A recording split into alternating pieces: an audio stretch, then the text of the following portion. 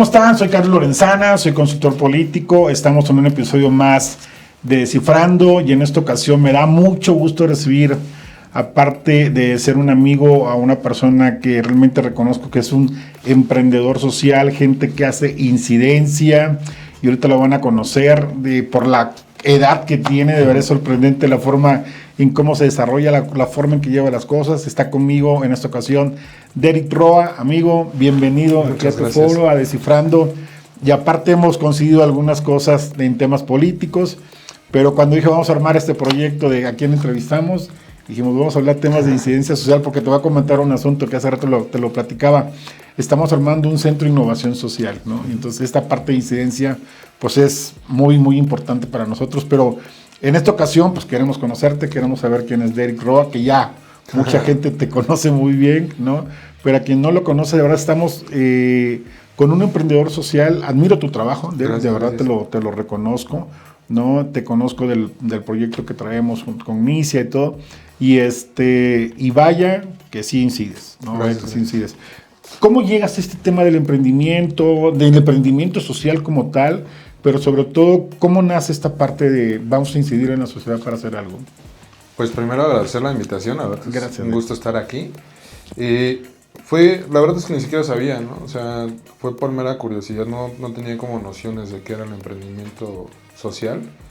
Yo estudié historia, así nada que ver con lo que me dedico. Sí, entonces estudié historia y me especialicé en poder y democracia, pero yo buscaba como lejos de que fuera un proyecto de estudiar, sino más bien de hacer. O sea, tenía la curiosidad de ver un proyecto que estuviera vivo. Entonces empezamos con un proyecto muy sencillo que se llamaba EcoUrban, que sí, en realidad ni siquiera asimilábamos hacia dónde nos íbamos, ¿no? Entonces empezamos con una cosa muy, muy básica. Mucha gente cree que empezamos EcoUrban porque me apasionaba el tema ambiental, y la realidad es que no. O sea, más bien nace de una inconformidad, porque para yo caminar de la casa a la universidad tenía que cruzar un parque, que es el Parque Vicente Guerrero, que está enfrente de CEU, y siempre había basura, ¿no? Entonces era algo que me molestaba muchísimo. Entonces fue como, a raíz de esta inconformidad, fue como, ok, si este proyecto lo que va a hacer es incidir en el mantenimiento de las áreas verdes. Entonces junté un grupo de amigos, la verdad es que éramos como 8 chicos. Hablamos con un café que estaba cerca de ahí, nos regalaron un paquete de bolsitas. Era su búnker ahí. Sí. Y nos regalaron un paquete de bolsas y empezamos justamente a levantar como la basura, y hubo gente que empezó como a sumarse, ¿no? Entonces aquí el tema era que justamente algo que había visto en las aulas era que justamente la sociedad empezaba a participar en solucionar un problema que los aquejaba y que empezaba a involucrarse con diferentes sectores, con iniciativa privada y con gobierno. Y lo curioso es que justamente llegaron los medios, o sea, sin nadie los invitó ni nada, llegaron los medios, nos sacaron una nota y nos fue muy bien, ¿no? O sea, la verdad es que la gente se sumó, salió excelente esa brigada de limpieza, y justamente a partir de ese día, hace 9 años, hasta el día de hoy, pues el proyecto ha evolucionado totalmente, ¿no? Hoy ya somos una organización constituida, pero no pensábamos hacia dónde íbamos, nada más era como hacer las Hagamos cosas. algo. Exactamente, y hubo proyectos al principio que era como, bueno, intentémoslo, ¿no? Y si no sale, pues no pasaba nada, sino que más bien era como la curiosidad de hasta dónde llegábamos, si pasaba pues bien, y si no pasaba corregíamos y lo volvíamos a Aquí tenemos hacer. Esa filosofía, aquí con los chavos decimos, nos vamos a equivocar. Sí.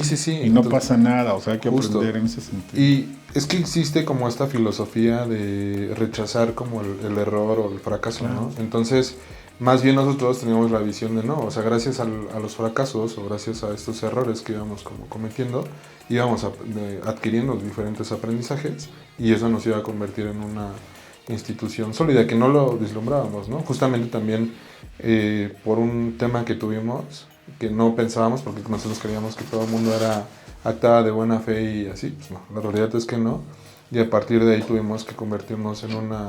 Así nace EcoUrban. Sí, así nació EcoUrban, y llevamos 9 años, hemos tenido regularmente incidencia en Toluca. Hoy ya estamos operando proyectos en Toluca, Metepec y Valle de Bravo, y hemos mandado iniciativas a la legislatura estatal. Claro. Exacto. Oye, Derek, un político siempre se queja a veces de la apatía social, ¿no? De que la gente no participa. Y lo que nos estás platicando es, oye, había un interés común, ¿no? Uh-huh. O sea, ¿dónde crees que el político no ha tocado esta parte de provocar al ciudadano? ¿No? ¿Cómo provocamos al ciudadano? ¿Cómo realmente hacemos que participe con nosotros? Lo que pasa es que ahí, en realidad, justamente estos chicos todos participaron porque eran universitarios y vivían el problema. O sea, en realidad ya era una situación que vivían día con día de ver el parque en condiciones de abandono. Y es, o sea, lejos de esperar, porque era algo que era como el dilema, ¿no? O sea, bueno, va a llegar alguien y lo va a hacer. Pero la realidad es que no llegaba nadie, ¿no? Entonces era como, bueno, en lo que llega alguien y lo hace, nosotros lo vamos a hacer. Entonces yo creo que ahí tiene que ver con un tema de involucrarse y vivirlo de primera mano. Cuando el ciudadano lo está viviendo, entonces realmente sí se involucra en que se solucione ese problema. Nos tocó a nosotros empezar ahí con un proyecto que se llamaba Una Tapa por una Vida. Okay. Ya tiene 9 años. Ese fue como el gran proyecto. Esto ya ha evolucionado y lo que empezamos a hacer era que le decíamos a la gente que nos diera las tapas de plástico, y esas tapas se llevan a una asociación que se llama AMANC y ayudábamos para ayudar a los niños con cáncer, ¿no? Entonces empezamos a vincular como temas ambientales con ayuda a otros grupos. Y la realidad es que no pensamos, o sea, cuando surgió la idea fue como, pues va a funcionar. Está padre, ¿no? Ajá, pero no, o sea, fue un éxito. La realidad es que fue un éxito, pero también no supimos cómo controlar ese éxito, porque ya después empezaron a surgir otros grupos y se empezó a diluir como la campaña en sí. Entonces fue como, o dejamos el proyecto o lo evolucionamos, ¿no? Hoy ya ese proyecto evolucionó porque empezamos a instalar contenedores de tapas en las escuelas. Y nos dimos cuenta que en las escuelas hacían como esfuerzos aislados de querer implementar programas ambientales. Y entonces ya cuando teníamos que evolucionar el proyecto fue como, ok, entonces vamos a hacer una nueva figura que se va a llamar Escuelas Comprometidas con el Medio Ambiente. Y va a tener una base sólida creada por expertos y va a ser un programa que se implemente en todas las escuelas que a veces carecen de capacitación, de recursos o de un plan que sea medible. Entonces con este proyecto empezamos con 14 escuelas y bueno, el proyecto en general era juntar las tapas, ¿no? Pero ya después empezaron a juntar más cosas las escuelas. Hoy ya el proyecto se llama Escuelas Comprometidas con el Medio Ambiente. Sí apoyamos a grupos vulnerables, pero pongo este ejemplo porque evolucionan los proyectos, o sea, eso nos hizo crecer. Se le da, por supuesto que se le da un seguimiento, ¿no? Claro. Oye, el político está cometiendo el error de no saber identificar la causa social. Sí, yo creo que sí, o sea, como que viven, es que el tema aquí es que bajan cuando hay elecciones, ¿no? Y en realidad sí, es como desconoces por completo cuál es la necesidad social. Entonces, cuando tú te involucras y también cuando tú adoptas una causa, entiendes las problemáticas de la causa, ¿no? Voy a poner un ejemplo. Nosotros, no desde lo electoral, que ese es el punto donde cae. O sea, y es que ya vienen elecciones y un mes antes ya quieren hacer todo, ¿no? Entonces, quiero poner un ejemplo que fue con la pirotecnia. Toluca es la ciudad más contaminada de todo el país.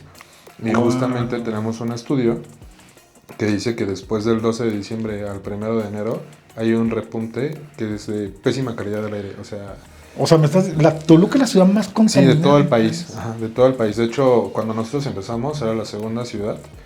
Y la primera era Mexicali. Te iba a decir un chiste, pero me era Mexicali. Dato, wow, okay. Y justamente Mexicali empieza a implementar política pública y se baja hasta el lugar número 9. Ni siquiera la Ciudad de México. La Ciudad de México tiene como el 5º lugar. De hecho, mucha de la contaminación de la Ciudad de México es proveniente del Valle de Toluca, porque como es un valle, baja ese smog y se queda ahí. Pero bueno, Toluca, 7 años fue la segunda. Y hoy, bueno, de 2 años para acá es la ciudad más contaminada del país. Pero hay días donde, o sea, tenemos mala calidad del aire, pero hay días que es pésima calidad del aire. O sea, ni siquiera se recomienda que los niños salgan a recreo a la calle. Ajá.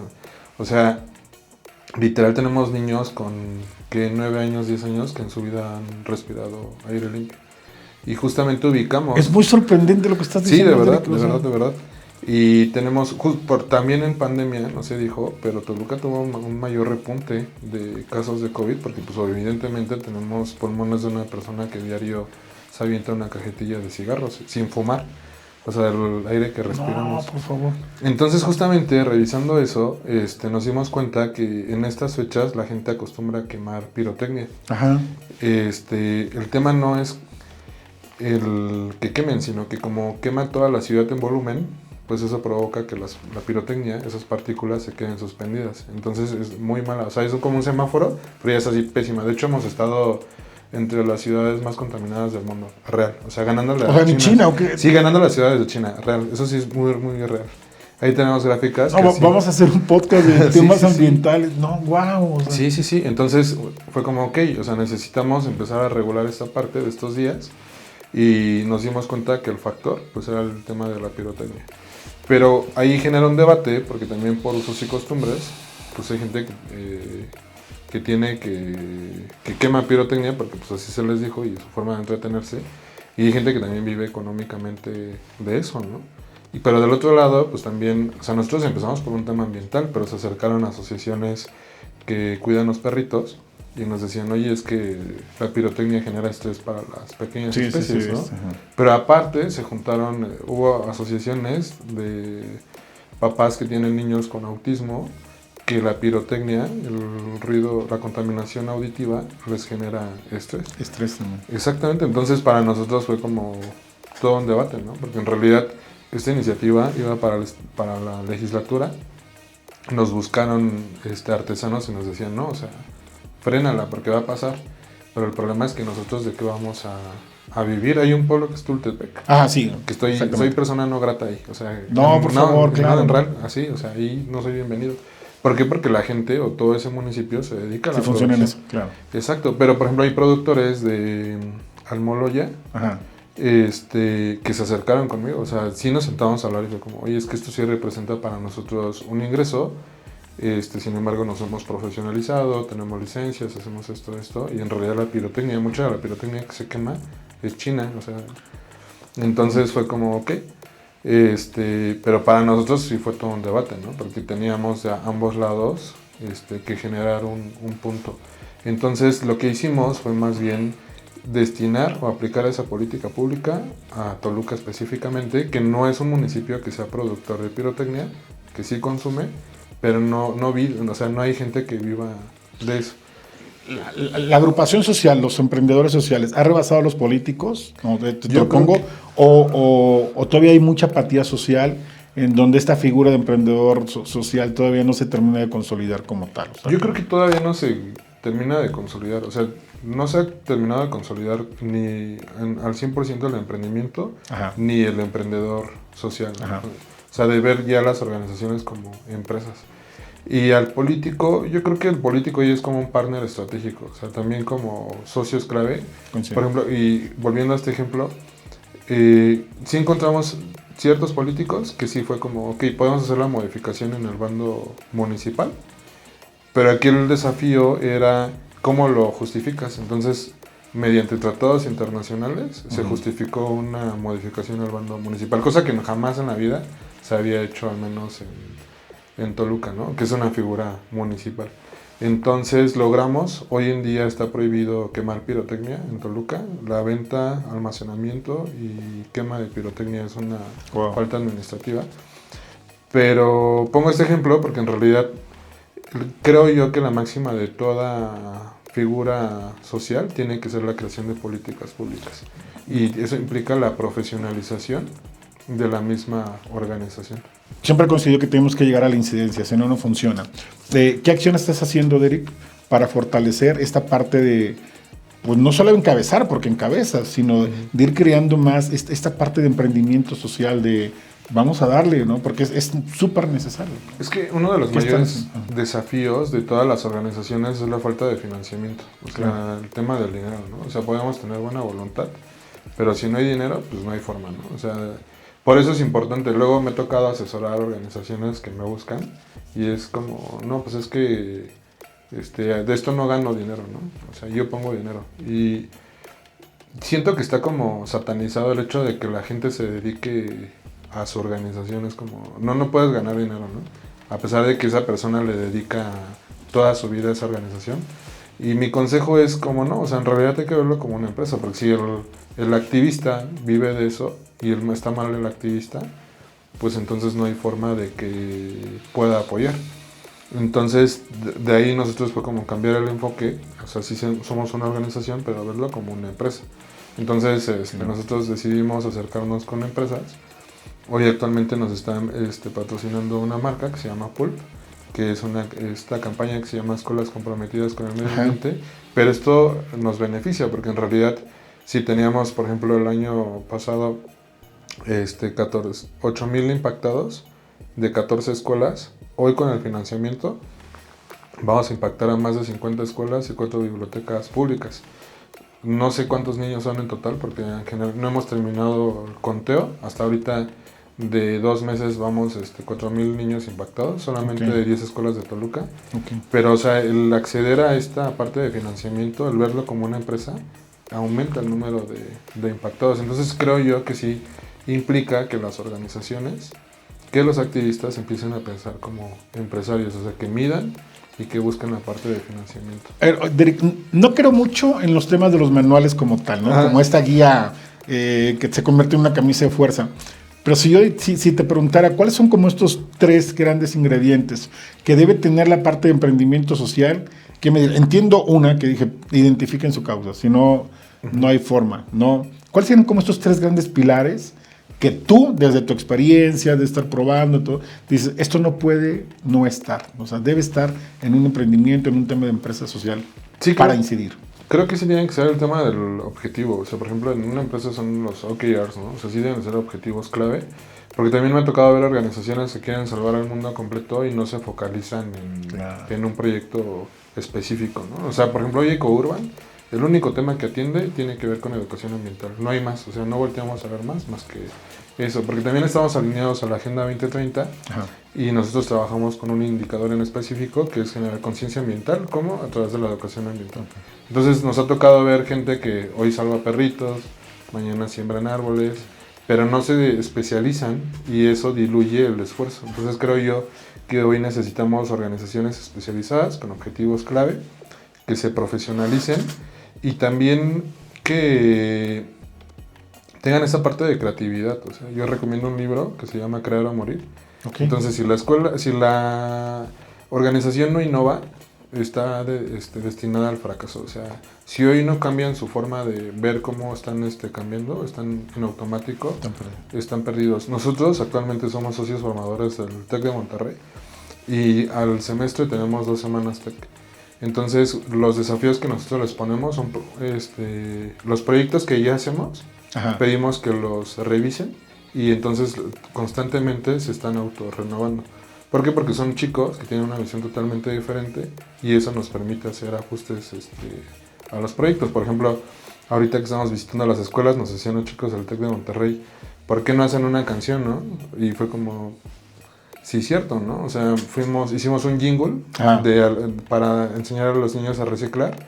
Fuimos con un estudio que le hace jingles a los candidatos y les pedimos que nos hicieran un jingle de la campaña, ¿no? Hasta los del estudio fue como, wow, qué raro, ¿no? Nunca nos habían pedido esto, pero es una forma de cambiar la dinámica, de transmitir el mensaje. Causa, innovación, ¿qué otra cosa no debe faltar? Profesionalización, o sea, si la organización no se profesionaliza, no hay forma, o sea, no hay forma de que avance, porque entonces crecen, pero están destinadas a estancarse. Entonces creo yo que deben de profesionalizarse, porque entienden que al final, insisto, la organización sigue siendo una empresa, ¿no? Y toda la fase de una empresa es emprender, escalar, institucionalizar. Lo mismo pasa con una organización. Muchas organizaciones se quedan en la primera parte. Mueren muchas en realidad. Sí. Y pocas... 2 años máximo. 2 años máximo. ¿Cuántas organizaciones hemos visto que ya están fijas, pero que ya empiezan a escalar? O sea, que el proyecto que tienen lo empiezan a escalar a diferentes municipios. Claro. Pocas. O cuáles ya se institucionalizan. Ok. Derek, ¿cuál crees que sea el error más común que cometen los emprendedores sociales cuando arrancan un proyecto? Creo que la falta de un objetivo. O sea, hay un libro que recomiendo que se llama de 0 a 1. No es cierto. Se llama Mide lo que importa. Es el cofundador de Google. Entonces habla de estos chicos que llegan y quieren hacer el gran buscador, ¿no? Entonces les dan 120 millones de dólares. Nada más. Y dicen, pero una condición, les vamos a poner a una persona que los va a cuidar. Entonces, ok, ya saben que van a hacer el gran buscador, ¿no? O sea, y lo mismo pasa, ¿no? O sea, cuando el emprendedor social quiere cambiar el mundo por completo, pero no sabe por dónde empezar. Entonces, justamente este libro, que se llama Mide lo que importa, habla de cómo se establecen objetivos, pero no estoy hablando de una lista de 10 objetivos, 15, ¿no? O sea, de cosas que ni terminamos, ¿no? Sino de 3 objetivos específicos. Entonces, les dijo que sabemos que queremos cambiar el mundo, ¿no? Con el gran buscador, pero ¿cuáles son los objetivos qué cosas a corto plazo nos van a llevar hacia allá? Y lo mismo pasa con el emprendedor social, o sea, se quiere comer al mundo, pero no toma una causa específica, no tiene acciones concretas que los definan hacia dónde ir. Entonces ese es mi gran consejo, o sea, establezcan qué objetivos, ¿no? Porque es como, ok, voy a hacer mi proyecto social, hago una página de Facebook, subo mi logotipo y ya estoy. Sí. No es cierto, claro que no, o sea, por supuesto que no. Entonces eso implica que también el mismo emprendedor se tiene que capacitar. Pero también me ha tocado ver emprendedores que se sobrecapacitan y tienen miedo a dar el paso. Claro, claro. O sea, hay emprendedores que dan el paso y dicen, no sé en qué me estoy metiendo, pero ya, ¿no? Y hay otros que no lo dan, que se sobrecapacitan y nunca dan ese paso. Entonces, creo yo que también tiene que ir por ahí. Establecer objetivos, pero también ser estratégicos, pero accionar, ¿no? O sea, accionar. O sea, y también algo muy importante es emprender con lo que tienes, porque luego dicen, no, pues es que si no tengo la oficina, si no tengo la computadora, si no tenemos la camioneta, si no tengo tal, entonces no puedo hacer. Y es como, no, bro, o sea, si no tienes, pues ya con lo que tienes, con las ideas, vas y preguntas quién te puede ayudar. Pero también creo que es una limitante de los emprendedores.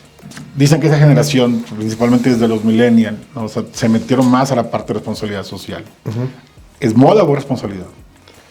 Yo creo que sí es responsabilidad, o sea, creo que sí ya veo más generaciones más conscientes. Y justamente también por eso nosotros estamos trabajando más con jóvenes, y no solamente creo que son jóvenes, sino niños, que ya tienen una conciencia más activa, porque también tienen más información, y también mayor desinformación, pero creo yo que ya son generaciones más conscientes. O sea, para nosotros es más fácil. O sea, sí va entrando en un tema de responsabilidad como tal. Exactamente, sí creo que hay un tema de responsabilidad hoy más activo en las nuevas generaciones que en las anteriores. Oye, si tuvieras que diseñar un plan para convertir a México en un referente, o el Estado de México, a nivel mundial, así de emprendimiento social, ¿cuáles serían las 3 primeras iniciativas que iniciarías? ¿O cuáles serían los grandes bloques sociales que dirías, esto no se ha atendido y por aquí puede ser una buena área? Es que creo yo que hoy el gran factor que va a cambiar el mundo es la innovación. O sea, hoy pensemos quiénes son las grandes potencias del mundo, y es Estados Unidos, Alemania, Singapur, ¿no? Y bueno, ahí viene la gran pregunta, ¿por qué Singapur? O sea, le iba a preguntar. Justamente, o sea, porque le están apostando a la innovación. En realidad las economías ya no giran alrededor de la materia prima o de la transformación de la materia prima, sino de la creación tecnológica. Entonces, creo yo que más bien hay que cambiar la mentalidad. O sea, creo que en México hay mucho talento y muchas grandes ideas que se pueden implementar, pero sí las vamos a encontrar en la innovación. Para eso recomiendo un libro que se llama Crear o Morir, de Andrés Oppenheimer, que justamente habla de diferentes... De economía naranja.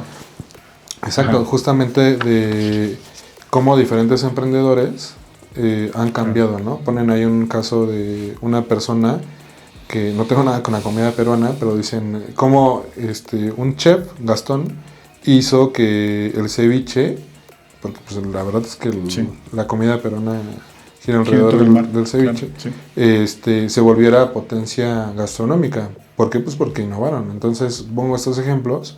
Creo yo que hoy tenemos los mexicanos que ver con una visión totalmente diferente de hacer las cosas. Oye, Eric, tú has jugado desde la parte de emprendimiento social, pero también desde el tema empresario como tal, ¿no? ¿Qué papel juega el sector empresarial en esta nueva concepción de empresa social, de emprendimiento social?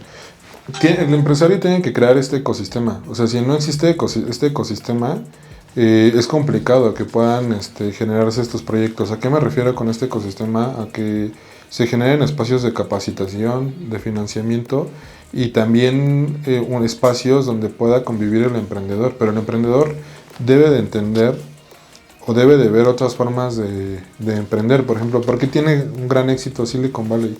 Porque hay financiamiento, porque hay capacitación, pero también tiene que ver con un tema cultural, porque se ha convertido en una gran como cosmopolita de la innovación donde conviven diferentes culturas y eso permite que fluyan grandes ideas. Entonces también el empresario debe generar ese ecosistema, o sea, pensar, pero ya no de manera local, sino de manera global. Oye, y hablemos de sostenibilidad tantito, ¿no? O sea, sí, coincido contigo en que si haces empresa social o emprendimiento social, debe llevar un tema de incidencia, ¿no? Y desde la parte empresario, metiéndote este tema social, creo que la sostenibilidad es un gran concepto, ¿no? ¿Qué están haciendo ustedes en este sentido? Nosotros, o sea, le estamos apostando al 100% al tema de educación ambiental, porque en realidad, un dato curioso, en la educación básica no es obligatoria la educación ambiental. O sea, ¿eso que implica? Que no hay infraestructura, que el docente no está capacitado, y hoy los grandes dilemas que están viviendo la comunidad o las escuelas, pues son por problemas ambientales. Hoy las escuelas no tienen agua porque pues estamos viviendo un estado de sequía provocado por un cambio climático. Entonces, nosotros lo que buscamos es que nosotros solitos no vamos a poder, pero sabemos que si cambiamos la conciencia de un niño, ellos se van a convertir en estos agentes de cambio que van a permitir que se genere los cambios dentro de sus comunidades. Voy a poner un caso donde más bien la lección fue para nosotros, porque fuimos a un preescolar. Nosotros por lo regular visitamos secundarias, no preescolar. Y entonces les enseñamos a niños chiquitos de 4 años a reciclar. Y la idea era que compactaran sus botellitas, los pusieran en un contenedor y ya, ¿no? Entonces lo que se vendiera de ese contenedor iba a ayudar a los niños con cáncer. Pusimos el contenedor con capacidad de 35 kilos y me habla, ese contenedor se llenaba en un mes.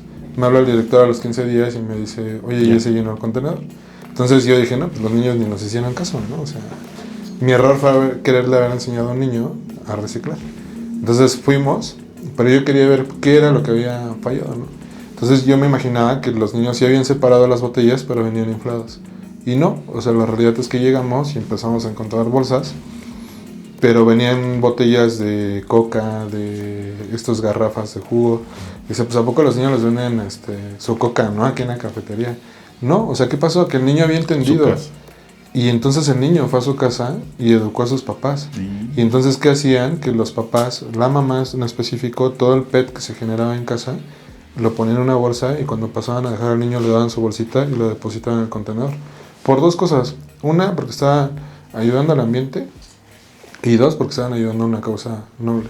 Entonces creo que ahí está la lección. O sea, en realidad sí se puede cambiar la mentalidad. Los niños son los grandes amplificadores de este mensaje, que tenemos que cambiar la realidad. Hoy EcoUrban ha decidido no solamente especializarse en la ciudad, sino también ir a las comunidades más lejanas donde no llegan esos conceptos. Mandamos a hacer todo el branding con los chicos de los Mexican. Estamos tratando de recuperar usos y costumbres. O sea, en lugar de pelearnos con ellos, no, más bien trabajemos juntos. El logotipo de ECMA es sustentabilidad y usos y costumbres, y juntos son dos niños que están abrazando un mundito y tienen la vestimenta más agua. Entonces más bien es como rescatemos y que nadie se quede atrás. O sea, que tanto las escuelas de la zona centro de la región reciban las capacitaciones, como también las escuelas en comunidades de Valle de Bravo o de Metepec reciban esta parte, porque estamos visitando pueblos mágicos que justamente se acoplen a esto, o sea, a tener una visión de usos y costumbres alineados a la sustentabilidad. Educación más innovación, o educación con innovación. Educación con innovación, pero no dejemos atrás a nadie, o sea, recuperemos usos y costumbres, o sea, que sean orgullosos de lo que son, pero que también entiendan que hay una forma diferente de hacer las cosas. A quienes nos ven de otro lado, cuando habla de Eric de Toluca, estamos hablando más o menos y toda la región de unos 2 millones, 3 millones de habitantes más o menos, ¿no? El impacto es muy significativo. Eric, desde tu experiencia, ¿cómo pueden los empresarios jóvenes equilibrar, por un lado, el éxito financiero, ¿no?, con un impacto positivo en la sociedad, sin caer en esta parte como de responsabilidad social muy light, ¿no?, o ligera? Pues es que lamentablemente me ha tocado ver que hay pocos jóvenes empresarios, y tiene que ver con esta parte, ¿no?, de que fracasan en la parte financiera. Hay contados que le están entrando al tema ambiental, y siendo muy crítico con esos amigos o con esas amigas, sí les ha fallado la parte de financiamiento, porque es como, vuelvo a este punto, ¿no? Quiero salvar el planeta, no cobro o no busco financiamiento, pero se diluye su esfuerzo. Entonces creo yo que hoy sí el emprendedor social tiene que caminar de la mano con empresas que ya tienen cierto reconocimiento, que tienen los recursos para entonces implementar estas acciones, porque si no, no hay manera, es como complicado. Lamentablemente en México es complicado acceder a financiamiento con proyectos sustentables. Me ha tocado ver chicos que prefieren irse a otros países con sus ideas, donde sí reciben financiamiento, pero lo malo es que ya no regresan, sino que esos proyectos se quedan afuera. Se fuga, gracias. Eres un ejemplo de liderazgo juvenil, la verdad, de emprendimiento, el tema de empresa como tal. ¿Qué tan difícil ha sido para ti convencer a los adultos, a generaciones mayores, ¿no?, de que los jóvenes sí tienen un enfoque único y valioso para resolver problemas, ¿no? ¿Cómo convencer a los de arriba? Es que me ha tocado de dos, ¿no? O sea, sí me ha tocado espacios donde se abren los espacios, por ejemplo en iniciativa privada. Le mando un saludo a Gilberto, cuando fue titular de CONCAEM. Sí, o sea, le dije, hay que meternos al tema juvenil, y al 100%, o sea, literal nos agarramos una gira por todo el estado, que se llama Experiencias Empresariales. Porque también una crítica que yo tengo es que a veces quienes te hablan de emprendimiento nunca han emprendido, ¿no? Entonces sí te lo tienen. Sí, claro, sí me ha tocado. El que te tiene que hablar una persona que lo vive, ¿no? O sea, que día con día lo vive y lo sufre, porque también no es como... Les hablan de emprendimiento como si fuera todo positivo, y pues no, o sea, para nada. Emprender es una montaña rusa de emociones, y de diario solucionar problemas, y si tienes problemas personales es como, bro, pues los haces a un lado y haces que esto salga, ¿no? Entonces hicimos esta gira donde empresarios les contaban a los jóvenes qué se siente emprender, por dónde emprendieron, ¿no? Porque también cada empresario tiene su propia... Creo que no hay una fórmula de éxito, o sea, hay como múltiples fórmulas, pero sí el punto era que el universitario viera que el fracaso es parte de emprender, ¿no? O sea, que no es nada ajeno. ¿Por qué? Porque también nos ha tocado chicos que en realidad ven el primer fracaso y hasta ahí es como este freno, o sea, esta poca capacidad de resiliencia ante los grandes dilemas. Pero también me ha tocado a otros empresarios, y sí tengo que ser honesto, que ante las nuevas ideas es como, no, esto no va aquí. Y tú que estás promoviendo eso, mándalo hasta el final, o sea, cállalo, ¿no? O sea, me han tocado empresarios que tienen apertura. ¿Ha habido eco o no ha habido eco? Porque ha habido eco barrera de las generaciones hacia arriba. Exacto, sí, o sea, sí hay eco, pero el tema es que hay quienes prefieren callar ese eco y decir, no, o sea, aquí, más en esta ciudad, ¿no? O sea, aquí las familias que mandan son estas y ya los demás no, ¿no? Entonces, y estas ideas no van. Y hay quienes no, o sea, más bien que se suban y buscan democratizar el sector empresarial. Entonces, es triste porque me gustaría que todos, o sea, dieran apertura, pero no, la realidad es que sí hay quienes han decidido, ¿no?, mantener un solo grupo y ya, ¿no? Entonces, son contados los que sí han dado apertura. Oye, Derek, en este tema de emprendimiento, y coincido totalmente contigo que los errores enseñan, ¿no? ¿Cuál es el error que más te ha enseñado? El error que más, híjole, es que sí he tenido unos que, ay Dios, o sea, me ha tocado de todo, ¿no? O sea, me ha tocado que me han robado ideas, me ha tocado que... Ayer antier hablábamos de eso. Sí, hablábamos de eso. Me ha tocado que nos han dejado, o sea, que ejecutamos un proyecto y no nos pagaron, o también he recibido... Yo tuve un atentado también. O sea, también es una realidad, ¿no? Sí, o sea, sí, sí. el querer incidir implica que generas incomodidad, ¿no? Y hay veces que en el tema ambiental, pues bueno, el Estado de México es uno de los que más matan activistas ambientales también en el país. Ya tuve un atentado, afortunadamente sobreviví, sigo aquí, pero sí, o sea, la verdad es que sí me ha tocado de todo, pero yo creo que un gran error sería perder la causa que uno tiene, porque en realidad también esa causa se vuelve un modo de vivir. Y cuando tuve el atentado me decían, güey, o sea, ya mejor no digas nada y ya te evitas problemas, ¿no? Y era como, no, pues no puedo, ¿no? O sea, es mi forma ya lo de traes, ver. así como que es mi esencia, mi corta, no me lo van a quitar. Exacto, es mi forma de ver el mundo, mi forma de vivir, ¿no? O sea, es como quedarme quieto, ¿no? Entonces no iba a permitir que las personas que ya hasta cierto modo me habían lastimado, pues que me quitaran mi forma de vida, ¿no? Entonces fue como, no, seguimos. Evidentemente tuvimos que implementar estrategias de seguridad, pero sí, o sea, es como no voy a perder el por qué estoy aquí, de dónde vengo y hasta dónde quiero ir. Dirk, en el tema de emprendimiento siempre necesitamos manos, siempre, siempre, siempre. Claro. No, comparte tus redes, si hay algún interesado en sumarse a algún proyecto contigo. Nos ven de muchos lados. ¿No? Y siempre nos dicen, oye, a ver cómo jalar los proyectos, sí, cómo claro. enseñar a gente de otros lados, también de otros países, sí. ¿no? Pues nos pueden buscar en Facebook y en Instagram como Ecourbana C, y a mí me pueden buscar como igual en Facebook y en Instagram como Derek Roa, y pues ahí estoy para poder darles algún consejo. Oye, ha habido muchos movimientos sociales, juveniles, ¿no? Donde no solamente lideran movimientos sociales, sino también ambientales, principalmente. ¿Tú crees que los jóvenes mexicanos están lo suficientemente empoderados para liderar un cambio en ese sentido? ¿O nos falta algo todavía, o les falta algo? Yo siento que generacionalmente hemos tenido como momentos coyunturales, por ejemplo el movimiento del 68, recientemente también lo he visto, bueno, se asocian más a temas políticos, sin embargo creo yo que debe de haber un movimiento coyuntural ya fuera de lo político, o sea, ya totalmente social. Entiendo que debe de estar ligado con lo político, pero siento yo que, tengo esta idea que entre menos político, menos corrompible puede ser. Ok. Oye, el 1 de octubre entró nuestra primera presidenta, ¿no? Aquí en el país, en México. ¿Qué esperas de ella? Pues que le vaya bien, o sea, la realidad es que ideológicamente no comparto como sus ideas, pero lo mejor para todos, ¿no? O sea, si le va bien a ella, le va bien a todos, ¿no?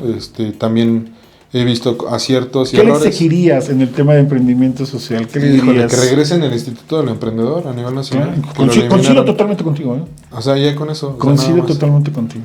Sí, o sea, también he visto errores, pero también aciertos, ¿no? Ahorita he visto más aciertos. O sea, de lo que me imaginaba, lo que están haciendo hasta ahorita, que vamos tranquilo. Pero un gran acierto para los emprendedores, que regresen al instituto. Ya con eso es suficiente. Oye, y pasar de este tema del Instituto Nacional del Emprendedor para un tema de empresa social, ¿no? Ese es también otro tema, que también, por ejemplo, hay muchas organizaciones que les metieron trabas en Indautor. Está estigmatizada la organización civil de que son malas, y no, más bien hay que generar estos esquemas donde sea más sencillo. O sea, no digo que no se vigila a las organizaciones, pero sí que sea más sencillo el poder constituir una organización civil. Oye, ¿cómo romper la cultura de la dádiva en el tema de sociedad civil? Que no logran saltar a ser empresa. Es que sí tiene que ver ahí no meto al gobierno, más bien creo que sí tiene que ver con una visión de la organización, y sí tiene que ver, sí es como un tacto como líderes, o sea, hacia dónde queremos ir. Hoy creo yo que sí tiene que cambiar la forma de cómo nos conducimos como organizaciones, siendo autocríticos. O sea, de 100, 10 están haciendo las cosas diferentes, pero esas son las que realmente sí siguen creciendo, siguen aumentando sus beneficiarios, siguen creciendo en la infraestructura. Entonces, las otras 90 nos ha tocado ver esta rotación, ¿no? O sea, de que está una nueva organización, pasan 2 años y ya murió. Y estamos así constante. O sea, por ejemplo, en estos 9 años que he estado con Ecourbana, me ha tocado ver así organizaciones de todo, pero la mayoría han muerto, por lo mismo de que no se profesionalizan. A la velocidad que suben, a la velocidad que bajan. Exactamente, y ahorita con este ritmo global va a ser más rápido su muerte. ¿Por qué? Porque va aumentando el ritmo, entonces es muy difícil mantener el ritmo ahora. Oye, Derek, yo tengo una filosofía, la tengo sintetizada en una frase que es: hagamos que la historia nos recuerde. ¿No? La tengo inscrita incluso aquí en una pared, ¿no? Sí. Y tú la has visto y hemos platicado mucho de eso. ¿Cuál es tu legado? ¿Cuál quieres que sea tu legado? Yo cuando era universitario hubo un punto donde creo que le pasa a todo joven que no sabe qué es, ¿no? O sea, te preguntas qué soy o hacia dónde voy. Y encontré una frase de Thomas Jefferson donde dice: ¿quieres saber quién eres? No preguntes, actúa, tus acciones te definirán. Creo yo que las acciones son las que nos definen, y sí, siempre he sido como muy consciente de que las acciones que he tomado son las que me están definiendo. Creo que más que las palabras, son las acciones las que nos van forjando. ¿Qué consejo les darías a los jóvenes, Derek? Que no tengan miedo, que hagan las cosas, que no le tengan miedo al fracaso. Inténtenlo. Sí, que lo intenten. Yo le decía, yo a veces veía la pared y la aceleraba. sí, me pasaba. Voy a contar ya con la edad te empiezas a calmarte, pero... Una historia muy rápida. Yo tenía como la idea de practicar alpinismo. Y unos días me llevaron acá al Nevado y había un punto donde yo no podía avanzar porque me daba vértigo y decía, bro, o sea, ¿en qué me metí, no? O sea, me encantaría hacer alpinismo, pero me da vértigo, ¿no? Es irónico, pero yo estaba ahí y fue como, pues ya, o sea, tengo que dar el paso, ¿no? Entonces empiezas a enfrentar esos miedos y ahí es donde realmente te mides. Sí, te creo. Derek, muchísimas gracias por haber estado por la acá. De verdad invitación. fue un gusto tenerte. Esto fue Descifrando y de verdad hagamos empresa social. Sí creo que la innovación es una gran herramienta, pero hacerlo de manera conjunta nos da mucha fortaleza.